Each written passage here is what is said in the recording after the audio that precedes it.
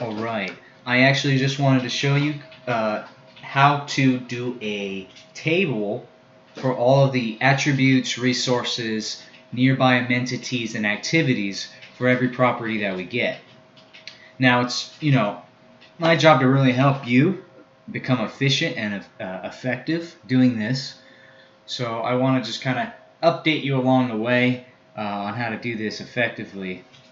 And but right now, I was going to use these charts so we could simplify the websites, and we don't have to type in a bunch of stuff like just on the page editor. So this is an easy way to organize it. This is the back end.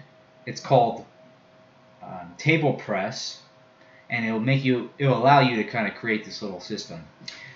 To make this row like going down, like all the way to 11 or whatever amount you want, you could just add rows right here. These are rows going down. And then if you wanted to create columns going to the right, you would just add a column. So, I mean, you can obviously start a new table by clicking on Add New Table on TablePress. But I just really wanted to show you how it kind of looks like on the website. As you can see, it says all of the different things that they would really need to know, for the most part, on the website. So, this would all get filled in eventually. I want to just kind of show you, see if I can drag this over to here. You see how it says even the nearby activities, forest, mountain ranges, hunting, everything like that. Now, you're not going to be doing this on every single property, because what's going to happen is that we're focusing on areas, not just specific, properties all around the world.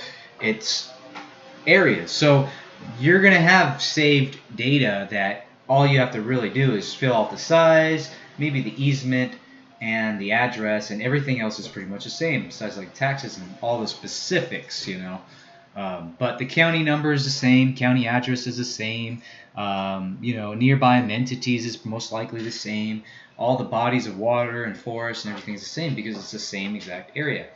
So to show you how to really kind of go into here,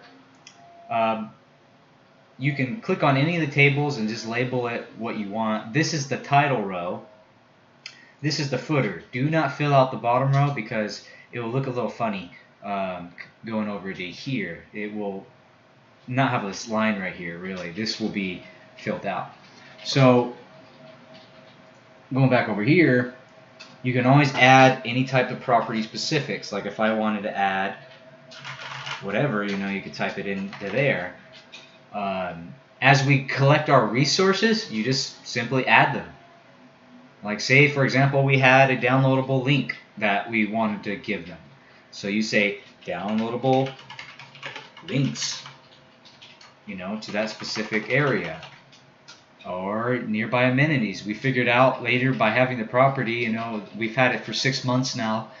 We figured out there's more amenities. So you can just simply add them to this area. And we'll save them. I'm trying to make it real easy for you. But you can edit everything down here. I would just look at the template, how I set this up. First row is the table header, bottom row is the footer, highlight the row, blah, blah, blah. You need to take off some of these. I think they're enabled. You just need to click off the box for the default settings and just save it. But just make sure it looks like this, the way I have it right here. Now, if I was to add a new table, let's see.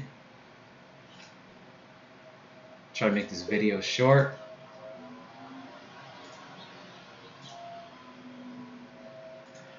Enter the table name. What I would assume is just put the property name, let's say 2.5 acres in Apple Valley.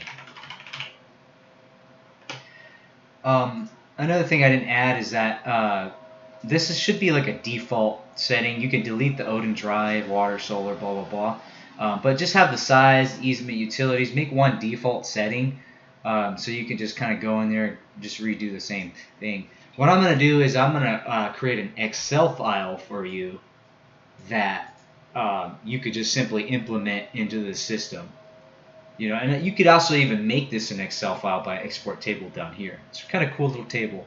And it will make the website look a lot cleaner.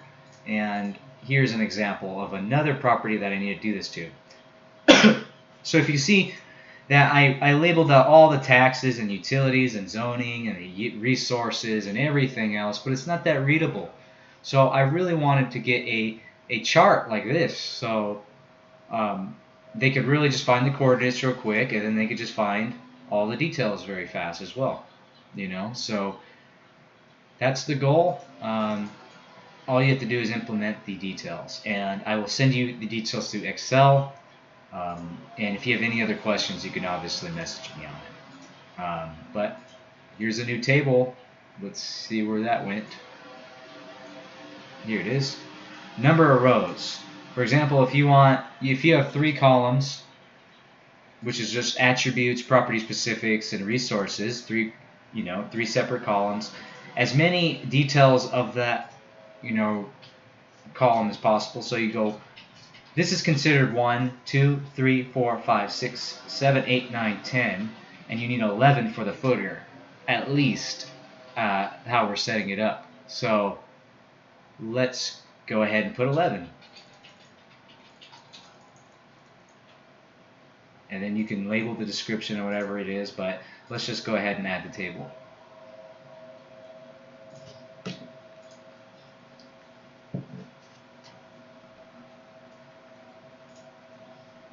Internet's slow, so it's taking a while. So here we go. Here is the header. So if you wanted to go, property attributes, you could even stretch these out, do whatever you want. Like I said, see how these are all kind of, there's clicked on and everything like that. You want to go look at the default setting, or this is the default setting, but go look at the template that I made and just kind of redo it. And just, this should all be default. You shouldn't have to type this over and over again, and just fill this out pretty much for each property.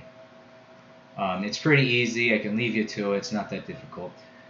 Remember, it's table press, add new table, whatever it is.